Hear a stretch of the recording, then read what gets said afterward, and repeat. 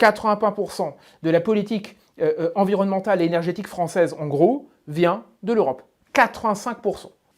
Parce que l'Europe pratique une accélération par saut qui ne date pas de l'Union européenne, de Maastricht, de 2005. Ça, c'est une bêtise de voir les choses comme ça, c'est une connerie. On ne voit que la partie émergée de l'iceberg. La vraie question, c'est que depuis les années 60, chaque fois qu'une crise, petite ou grosse, met en jeu des compétences européennes, l'Europe les kidnappe. C'est-à-dire que l'Europe fait ça à chaque fois.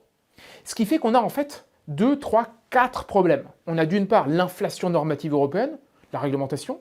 On a d'autre part la subsidiarité qui n'est plus du tout respectée. L'Europe a capté les compétences petit à petit. On a troisièmement l'invocation de crises successives pour faire. Exemple, pendant le Covid, la politique des vaccins qui devient une compétence européenne avec la question de santé derrière. Toute loi française est soumise au droit européen. Ce qui a comme conséquence un fil directeur qui est le même depuis 1950 dans le bureau de Jean Monnet jusqu'à aujourd'hui chez Emmanuel Macron, c'est la création d'un État fédéral.